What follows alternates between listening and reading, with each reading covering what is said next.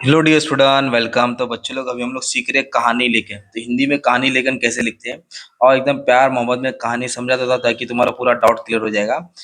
और स्टोरी भी अच्छी ले लेता, सुनो, ताकि तुमको समझ में आए। मित्र, निम्नलिखित मुद्दे पर आधार पर कहानी लिखिए। दो गहरे मित्र, मतलब दो दोस्त थे, है ना। मच्छीमारी करना, समुद्र में जाना, तूफान का आना, नाव का पानी में उलटना, तख्ते का सहारा लेना, तख्ता एक का भार संभालने में सफर, मतलब एक का ही वजन उठाएगा।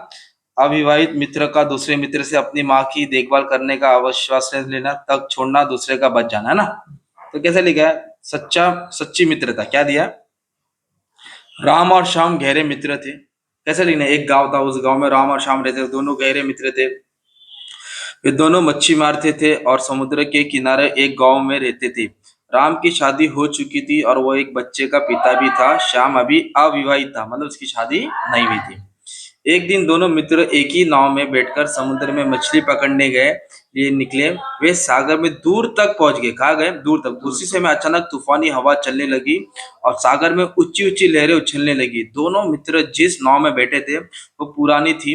तूफानी लहरों में थेपड़ों से वह टूट गई। किससे? थेपड़ों से। फिर इसके बाद क्या हुआ? टूटने के बाद क्या होने लगा? आत्महत्या के विचार से वो घर से चल पड़ा। राह गुजरते उसके ध्यान में एक, नहीं ये नहीं, एक सेकंड ना बच्चा, किधर गया है यार? हाँ, इधर है।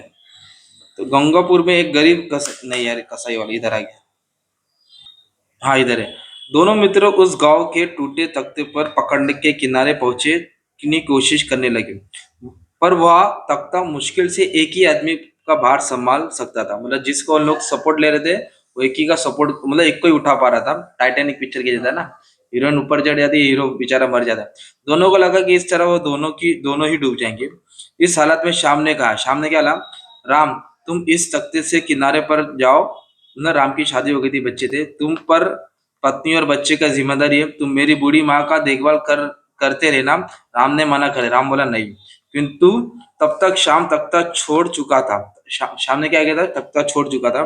देखते ही देखते वो तूफानी लहरों में समा गया। राम बड़ी मुश्किल से किनारे पहुंचा। किधर पहुंचा? किनारे।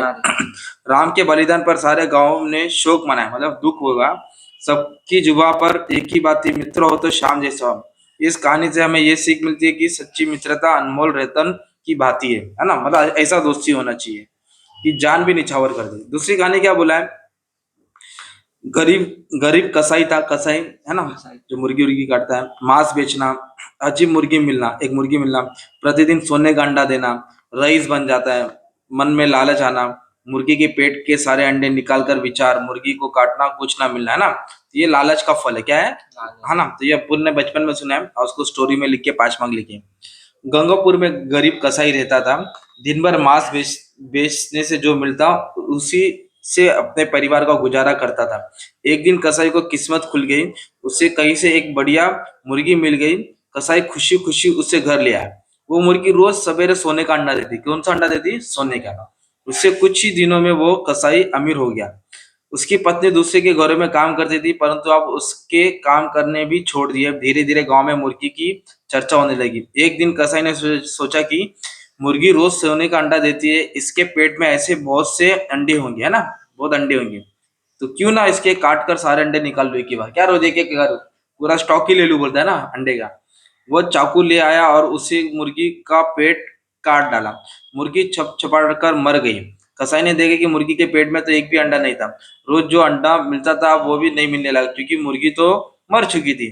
कसाई अपनी मूर्खता पर पछताने लगा। इस कहानी से हमें ये सीख मिलती है कि लालच करने वालों को अंत में पछताना के सिवा कुछ नहीं मिलता। ऐसे लास्ट में क्या देने का, मॉरल ऑफ द स्टोरी लिखने का है, 3-4 पैराग्राफ बनाने का और एक टाइटल देने का। तो तुमको पूरी स्टोरी में 5 मार्क मिल सकता है। Okay, thank you very much and all the best for exam. ये स्टोरी कॉपी कर लो, स्क्रीनशॉट ले लो और उसका आंसर तुम लोग बना देना।